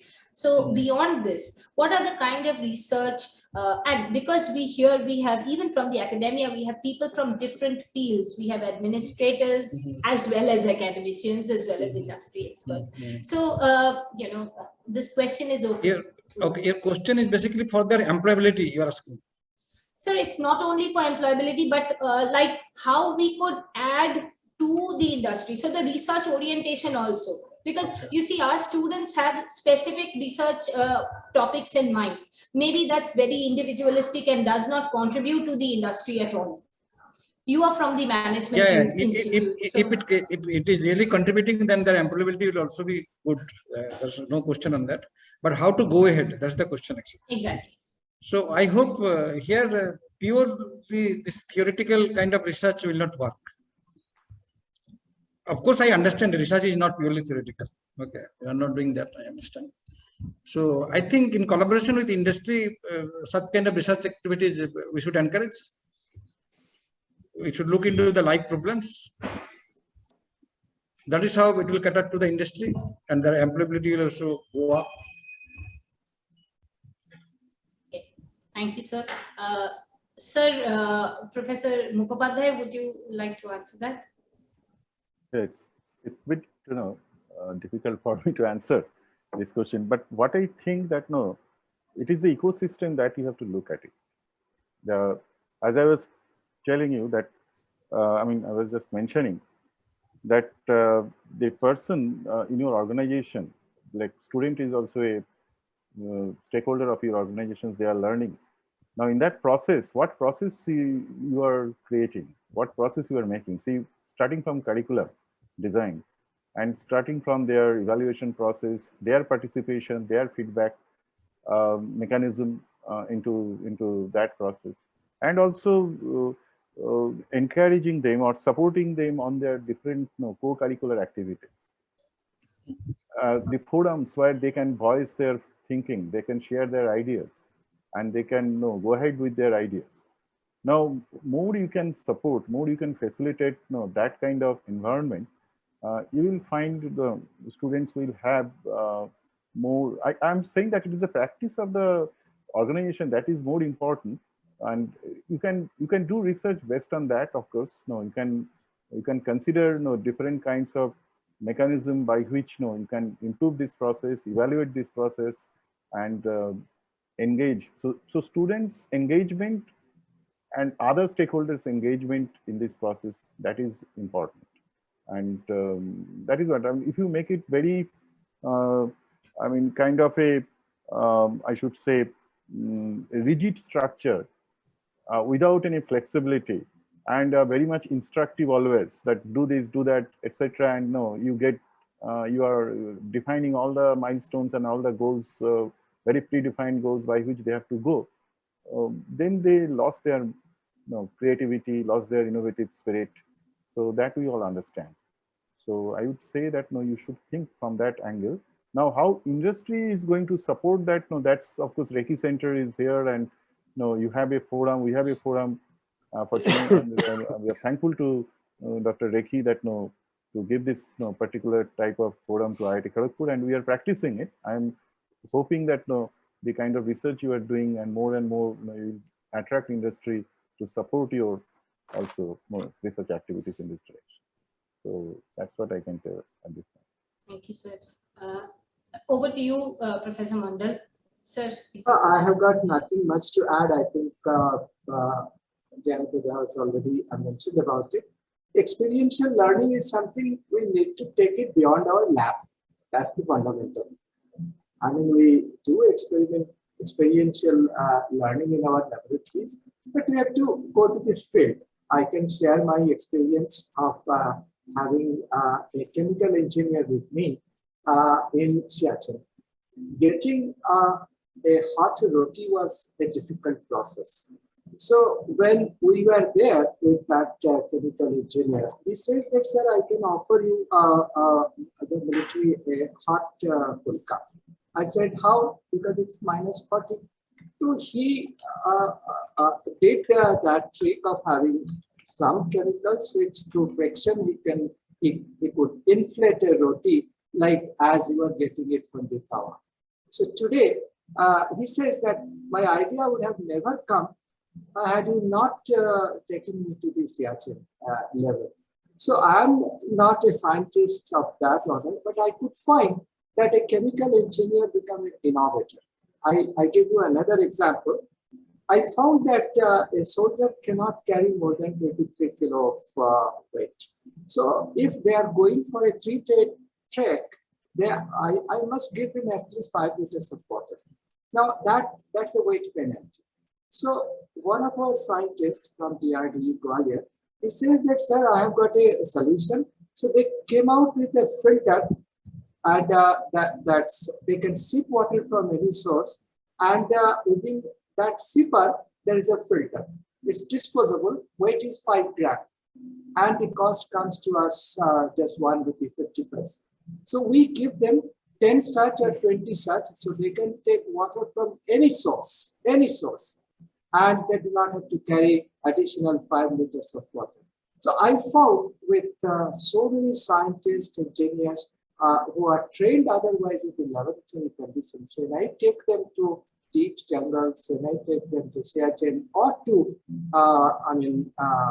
desert, or even I had found several such innovations in submarine. How people, in submarine you can't talk to each other because it reverberates.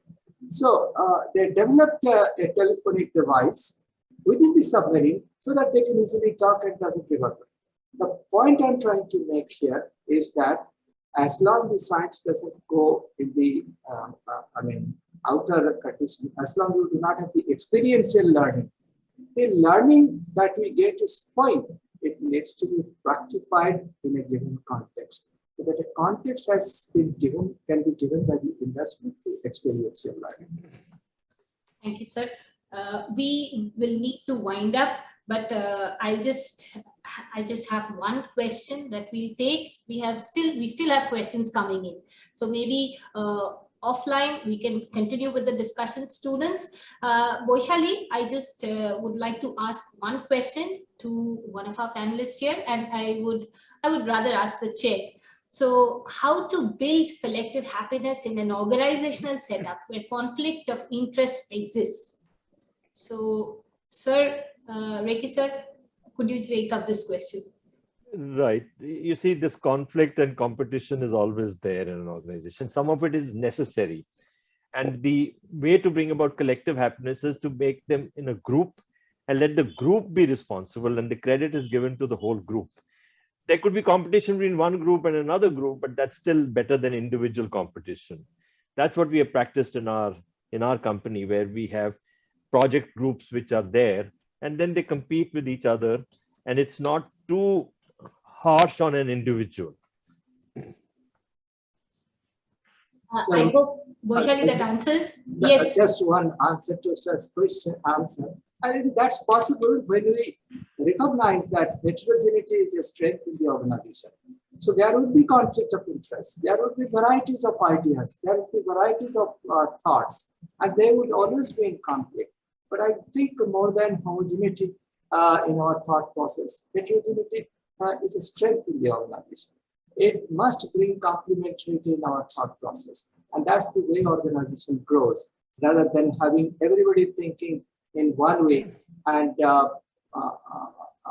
getting this spirit. That's possible, but I still believe the differences of opinions are very important. That makes the organization vibrant.